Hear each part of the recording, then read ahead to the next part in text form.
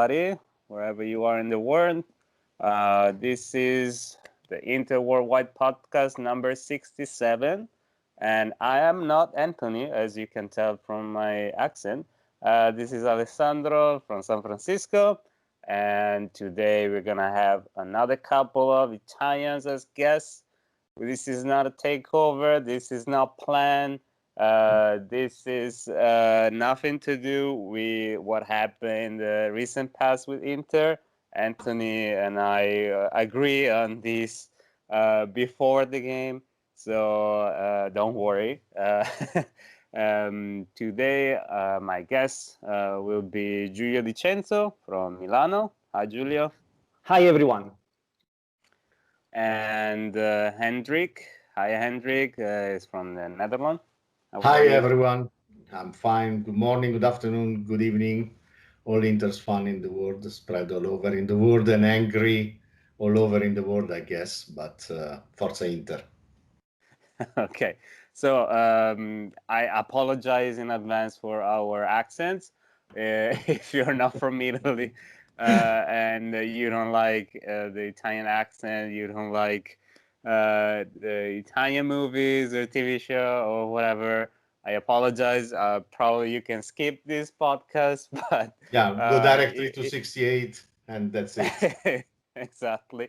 I hope you can understand us anyway, and especially since this podcast is, I think, well, not this podcast, but this moment in time is particularly crucial for Inter after what happened, and before to start, and I would like to spend my 2 cents of what happened, and what I can see is the reaction from the game, the Shakhtar game, of course. I just want to say that there is a lot of people, a lot of Interisti there is going crazy at the moment.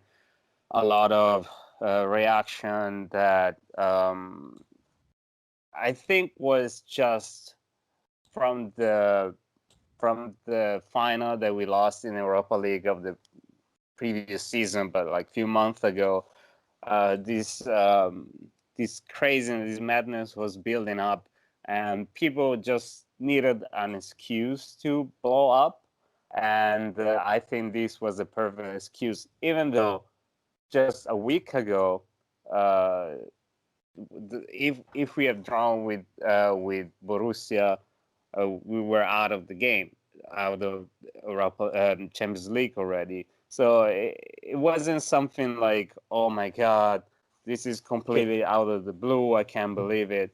This is something that everybody expected. This is something that we were like building ourselves. And so I cannot agree completely with the hysterism that I see. The season started not in the best way, but now I think is pointless, if not dangerous, to cry on the spilled milk.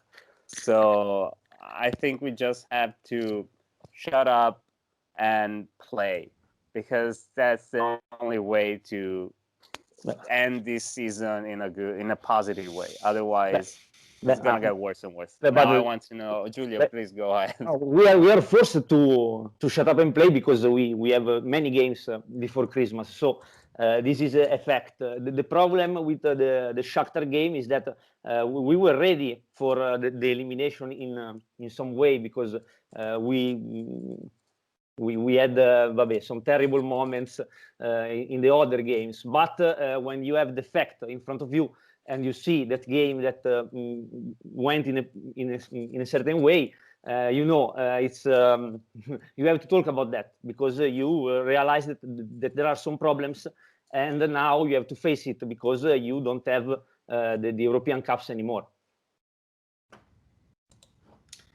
The point is that, of course, this is in the nutshell.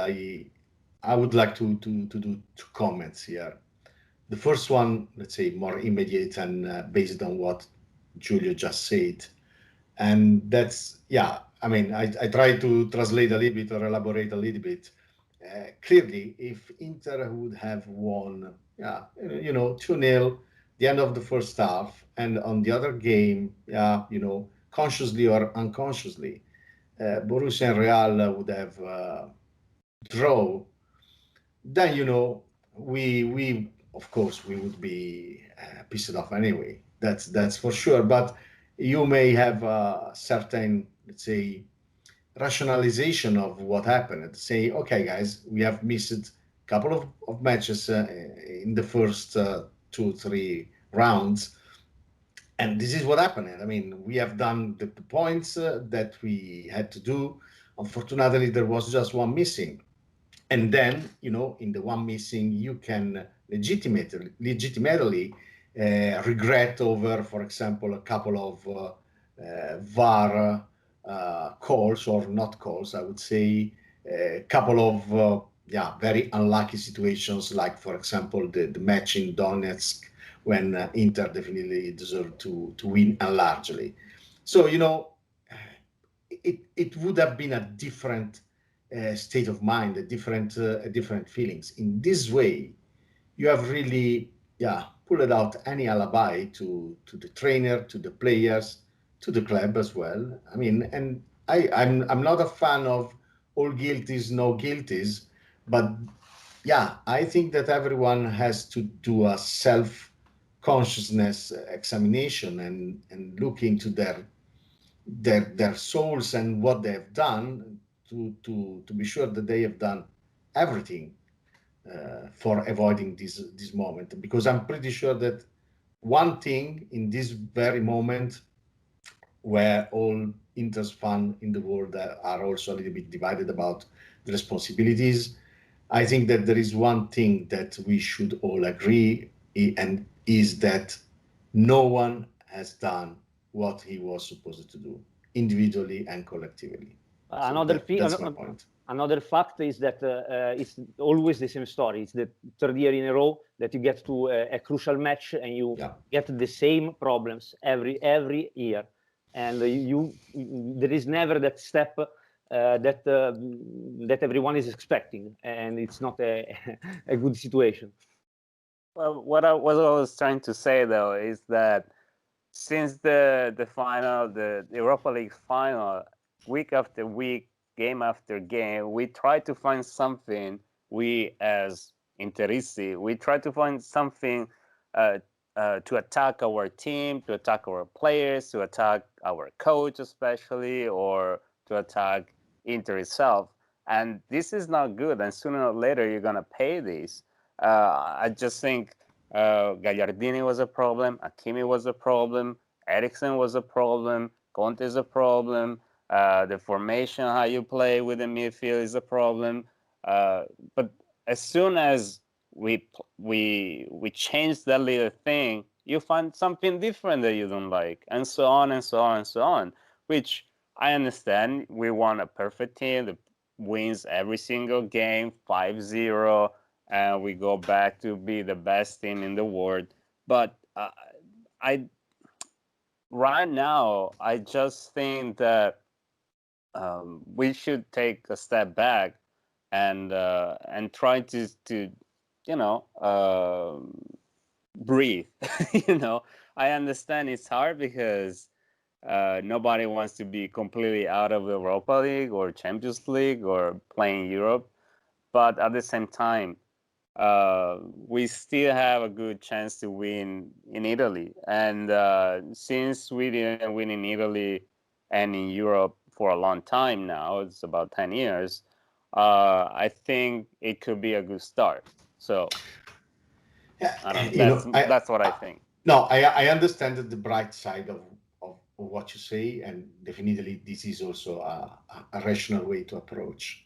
On the other side, what you have pointed out is true. I mean, I'm sure that the majority of Inter's fans have let's say unsolved regret on the final in Cologne in August, because we, more or less everyone, know that Inter didn't play and didn't win against a team which was inferior than Inter. That's the point. And you know, the other part of the story, and this is where actually, you know, the fire starts, is that the majority of us, and definitely I am among them, we think that the trainer and the coach didn't do his best to approach that match and didn't do his best to win that match. You know, of course, you will never have a proof or evidence of the contrary. So this is pure speculation. But inside the feeling of many fans, there is the conviction that we could do much better. And when the new season start, this kind of feeling didn't go away. Is it linked to the Ericsson stuff? Yeah, definitely it is part of it. But other part is also the approach that this philosophy of play seems to have with the match. When the match, as Giulio said, when the match really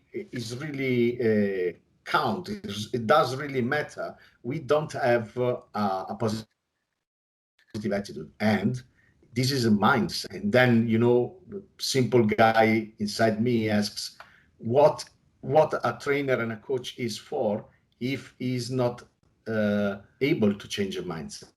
Because I cannot blame any coach in the world if a player is not able to stop a ball, or if he has a very bad shot, or if he is not doing a great game. I mean, the coach is not going to play into the pitch, but the mindset, in my view, is a matter of him. And if we fail if we always see that the team fails the mindset, then we have a problem. I completely agree with Giulio. And another problem is the fact that without the European Cup, you can focus on Serie A and on the Coppa Italia, but the pressure is higher right now because you have only that, and so there is the maximum expectations in these kind of games, and it's not so easy to manage that. Right. So I don't want to pass for somebody's trying to defend Conte or what happens. I'm just trying to bring a little bit more of a, you know, a calm perspective Absolutely. on things. But anyway, I would like also to bring up the post that Biazin wrote just not so long ago. And I bring up another Italian because apparently for the rest of the world at the moment we're just a joke, and just Italians are trying to figure out what's wrong with us. The rest of the people is just laughing, which is not nice. But so he wrote a post with basically bullet points with 9 problems or 9 things to talk about after the Shakhtar game, and I would like to discuss with you guys point by point. The first one is this group, this Champions League group, is probably has the weakest Real Madrid of the recent past, and I cannot not agree with that. I mean, Real Madrid and Barcelona, in my point of view, are living just on their past at the moment. They are not the invincible team that they were. So I completely agree there. Giulio? Yeah, but the results in the group confirms that. Real Madrid won basically against us and stopped. So it was a strange group, but Inter could do definitely better. And the problem also if you lose with Real Madrid in the other games, you had to do something better, but it's so clear that I don't know how to say that in other way. The other games were so strange, and Inter basically seemed to create problems for himself continuously. It was an ugly elimination, no doubt about that. Hendrick, you want to add anything, or we're gonna go to the next point? Let's say this is a consequence of the first. So yeah, I mean, in a group which is not particularly strong, yeah, then of course it's not acceptable to come out with just one match, 1 out of 6. But yeah, they are linked. So I would pass on the third, I would say, Sure. because the third is more relevant, I think. Yeah, and the third point is that we managed the game pretty badly, and also the use of the players, in particular of Eriksen.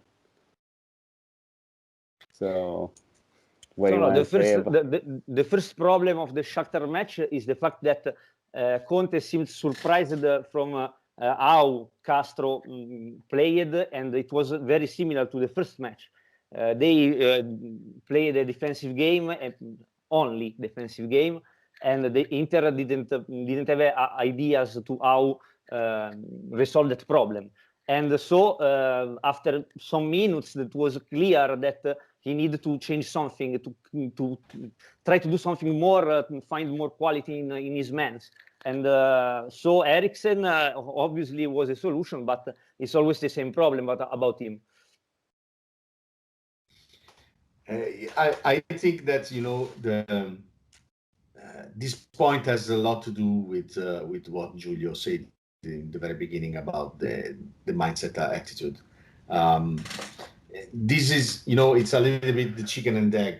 It's difficult from outside to understand if the players have this kind of attitude because there is a system play that is conservative, like it was apparently watching the match from outside, or is the system which at a certain point makes the player a little bit more conservative.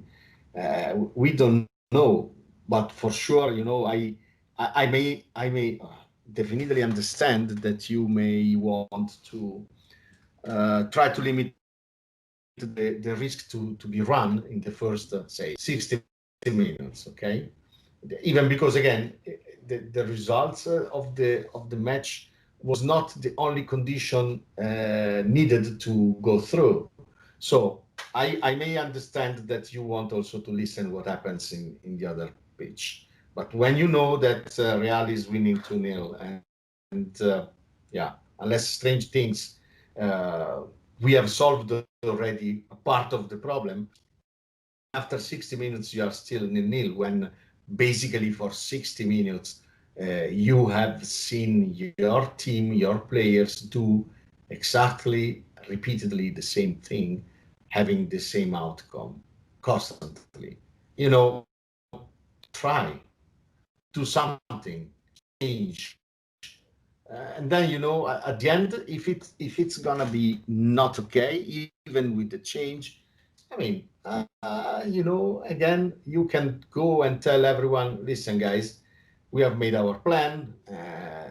It didn't work. At a certain point, I really go for all or nothing. And yeah, it's nothing. I'm sorry.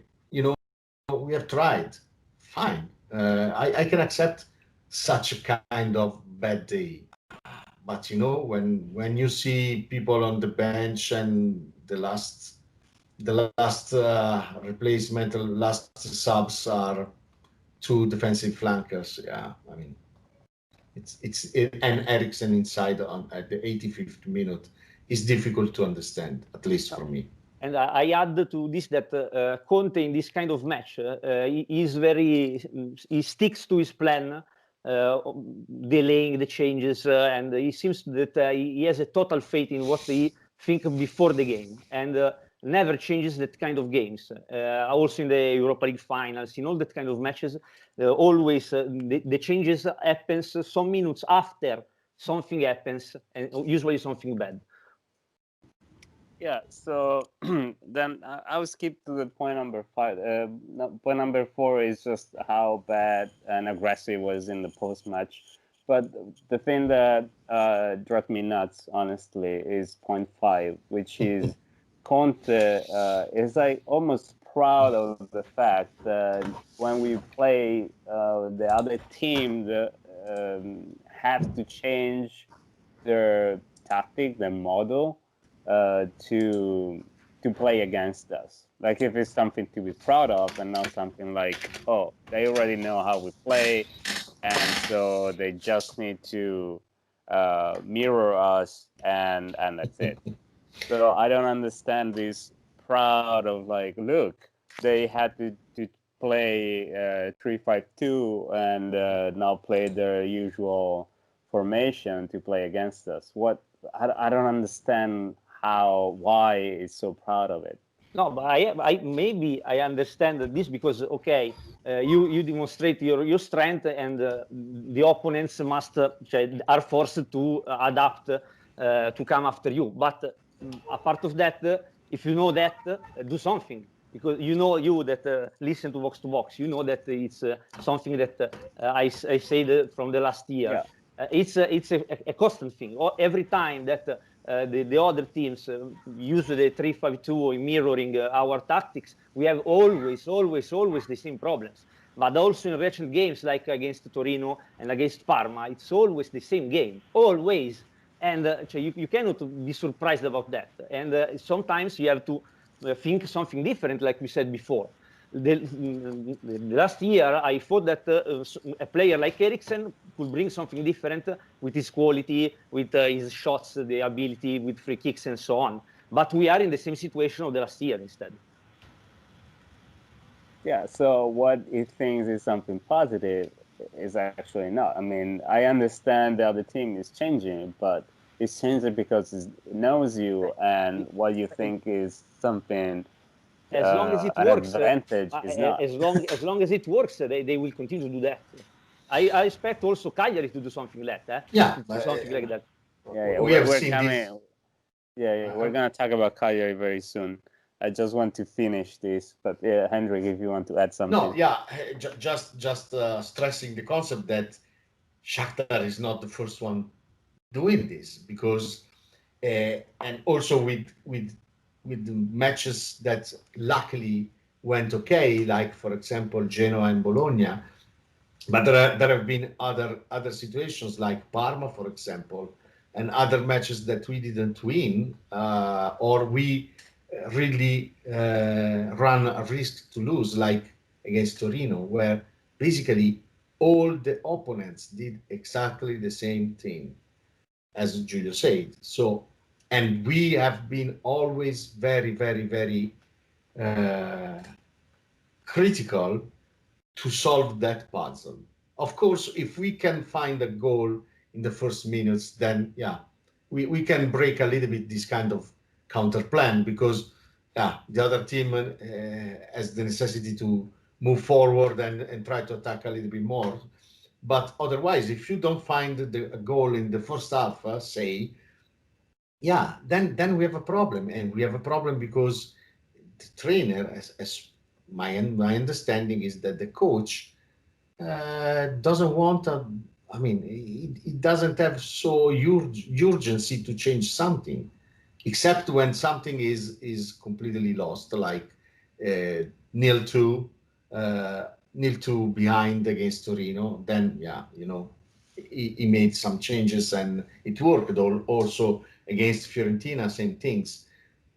So now again, I defend Conte under this perspective. I defend the fact that a coach has his system and he wants to defend, and if he's convinced to get the results through it, do it. I mean, I'm fine with that. Even because, for example, no one asks Guardiola to play with the 3 defenders behind, or no one asks Klopp to play behind. No one asks I don't know, Gasperini or Nagelsmann to play with 4 defenders behind. So why Conte should change? But I'm not asking this. I'm asking a variety in the moment the opponent has already read very well what you are doing. And we know that in Italy, all coaches, all trainers are exceptionally good in this. And now we know that also Portuguese are, because Castro learned the lesson after the 5-0 in Europa League and did exactly what the other did. Probably. Surely he has seen some Serie A matches where Inter was going into difficulties because of that, and he replicated that. And he did he did the right thing. But of course, you need to have some counter move here. Otherwise, yeah, the outcome is easily predictable. And that's also a general question, because the general tactics of Conte's Inter, it's or one or the other. Conte started the season with 3-4-1-2 and played that and stopped. And now he switched to 3-5-2. There is no any in between, or one or the other. Agree.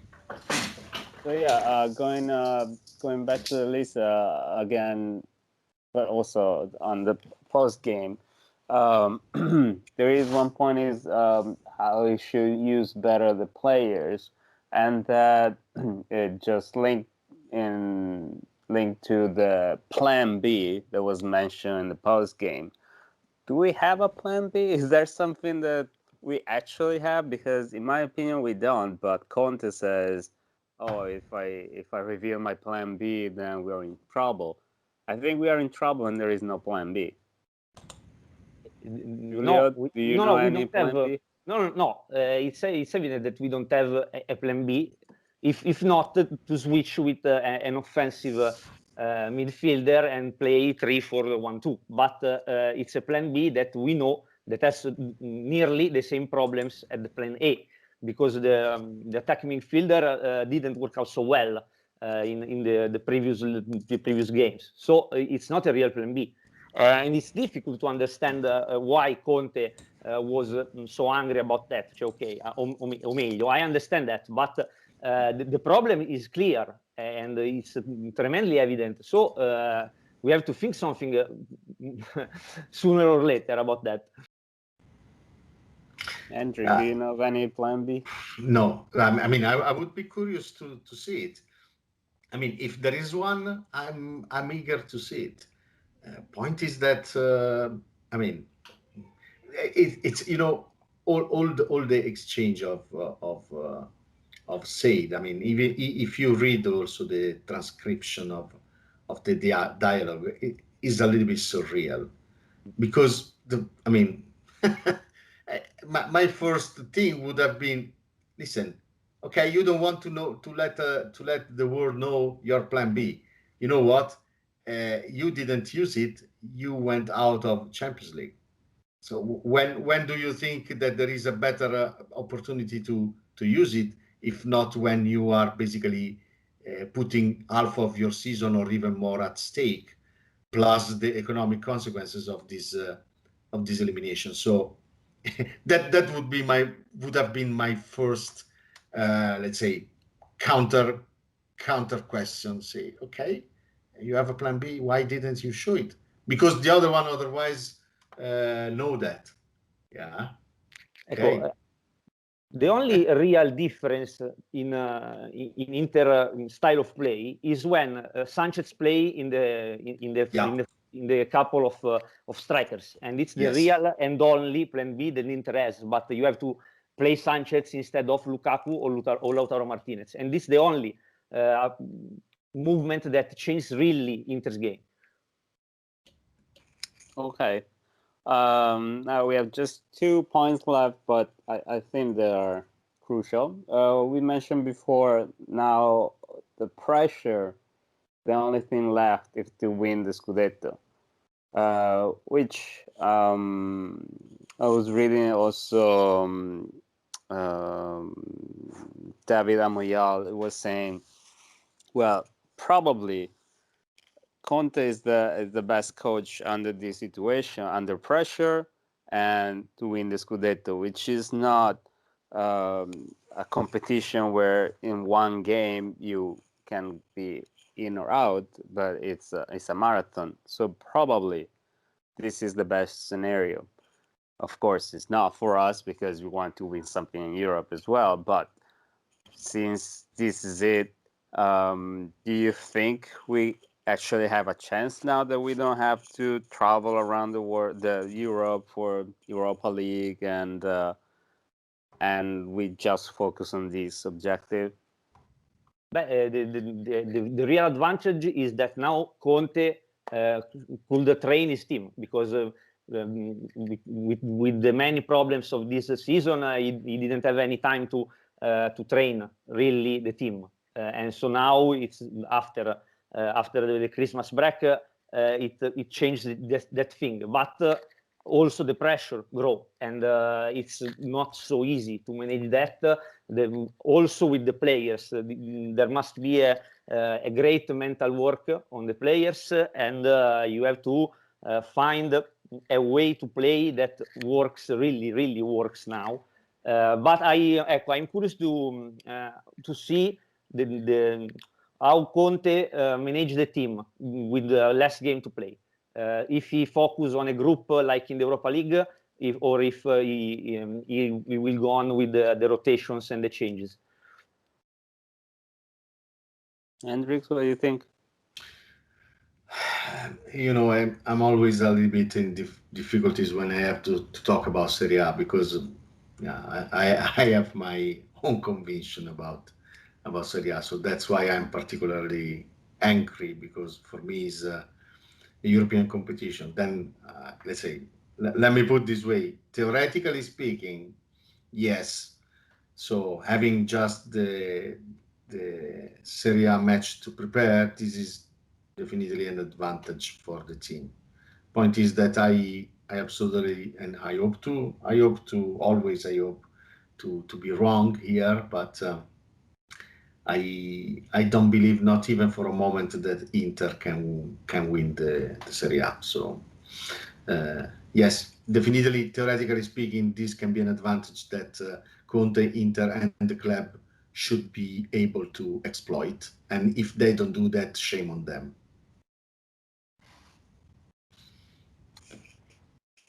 All right. Anyway, the last point was about the contract. I don't want to talk about this too much, but it basically was saying how he should prove that it's not just because he have 2 more years of contract that we need to keep going in.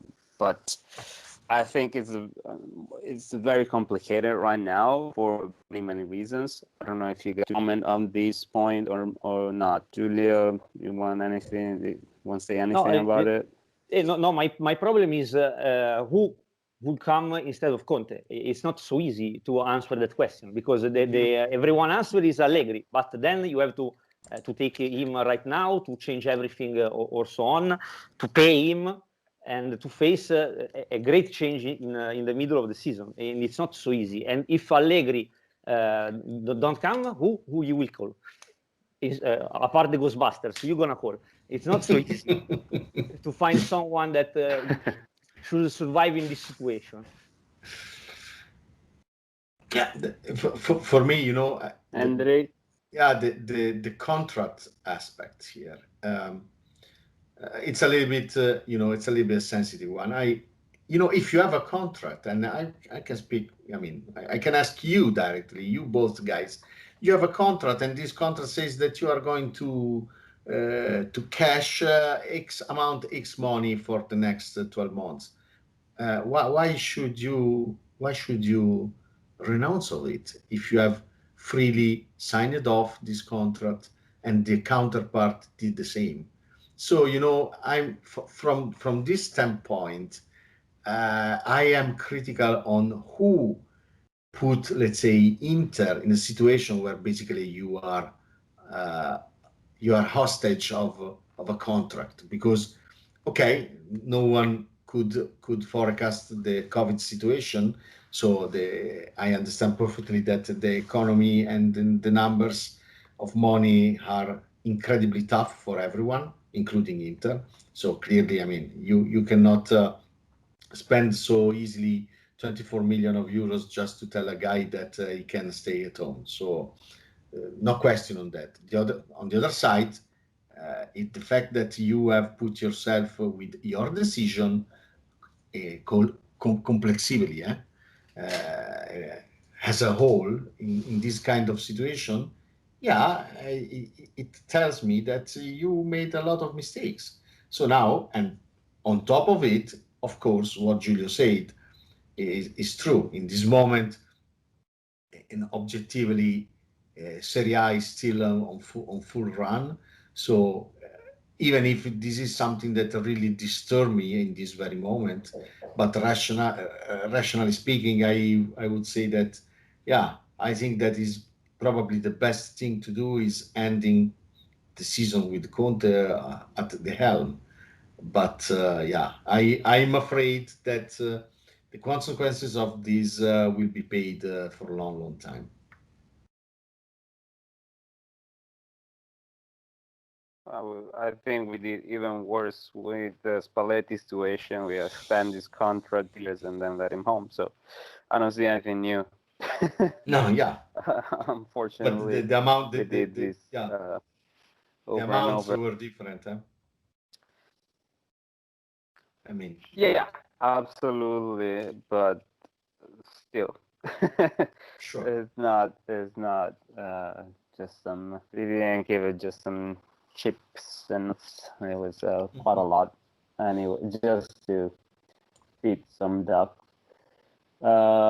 Anyway, let's go over this whole thing, and let's try to focus on our which is in Cagliari, and I have to wake up at 3:30 a.m. to watch the game, and I wonder if I should. So, Giulio, what do you think I will see when I wake up, if I wake up at 3? So the first thing is that we have 4 games in the next 2 weeks. So it's a difficult moment to change coach and so on, because we have a lot of games. And after Cagliari, we have Napoli. So you have to pay attention also to that. Cagliari, it's a strange team because he didn't start so well this Serie A, and they have some structural problems. They have the good players on their offense, like João Pedro, Pavoletti that is just came back, Simeone, and Nathan Hernandez that basically go everywhere. But they are a team with clear problems, especially in the defensive phase, and Inter must exploit that. And I hope that we are focused on this match and we know what to do. I expect that Di Francesco play with 3 defenders. I tell you that right now. But apart of that, Inter must not have problems with Cagliari because they are a team that have too much structural problems to give real problems to Inter. And if that happens, it means that something goes very, very wrong with us. Yeah, it's sorry. No. Do you know if Hernandez is back? I'm sorry, Giulio. I didn't hear you.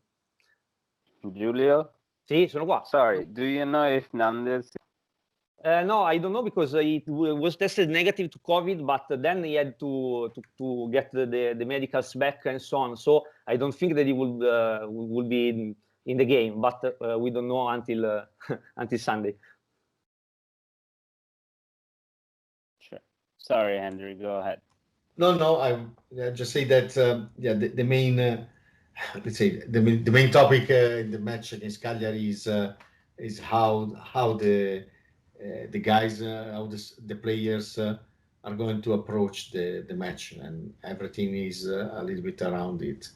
Then, of course, Di Francesco is a good trainer in my view, and it's a little bit like it's true. It started not so well, but you can see that the team is improving every week, and yeah, I don't think that will be a very easy match for many reasons, and then we'll see.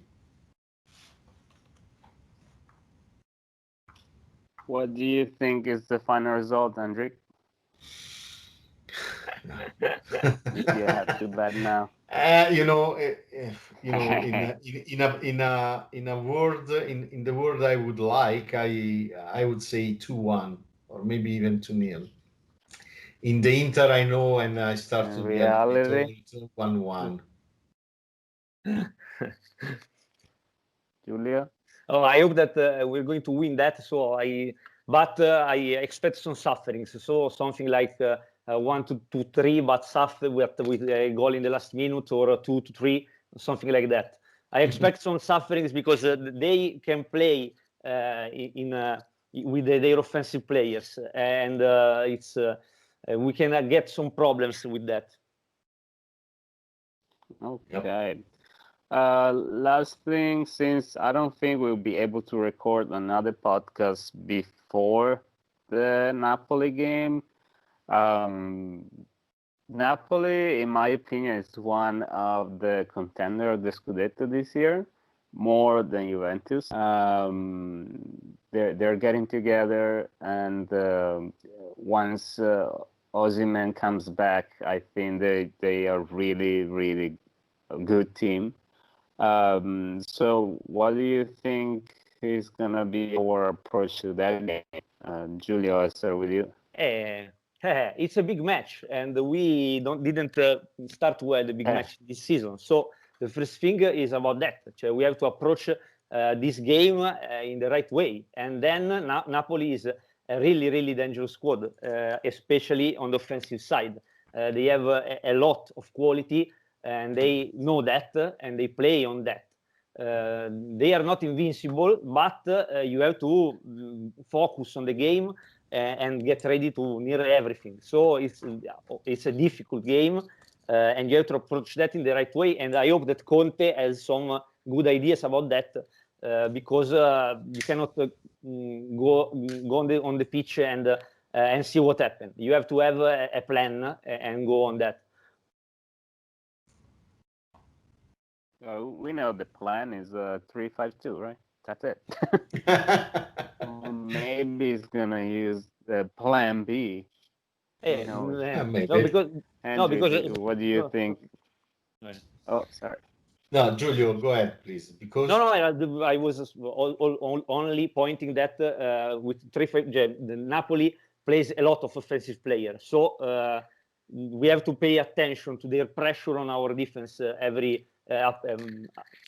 because with 3-5-2 it's difficult to manage a 4-2-3-1 on the defensive side with their high pressure and so on. It's going to be difficult to defend on that man's. For me, yeah, I mean, it's a contender of it's a competitor for the title. I agree with you, Alessandro, and yes, it's a big match, as Giulio said, and we didn't perform so well in the big matches so far under Conte. So, yeah, but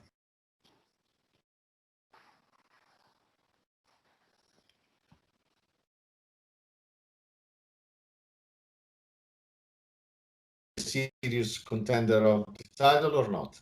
That's I mean, in that moment, I would say that there will be no more excuses for Inter. We can understand the dimension of the team through that match in this very moment, because also the moment of the match is very important. It depends on which moment of the season you play some matches, and this is the right moment to understand a lot of things. And then, yeah, from a poor football perspective, Naples, the team consists of players that, I mean, I would really like to have a team built up under that, let's say, that principle. So many technical players, very few ones, based on physical skills, and yeah, this is the way. This is the way, in my view. This is the way that European football has tracked down in the last 5-6 years, and we are not. We have always taken so far another direction. So I hope that this direction is gonna pay back, and we will see in that match. All right. I think this is it. Thank you so much, guys. I don't know if you would like to add anything else, Hendrick, Giulio. No, just Forza Inter. Everywhere in the world you are, we will overcome. We shall overcome, like an old song said. No, thank you, Alessandro, and thank you, Mr. Worldwide. And so, see you next time. Okay, thank you, guys, and to you all, to our next podcast, and thank you for following us. Bye bye.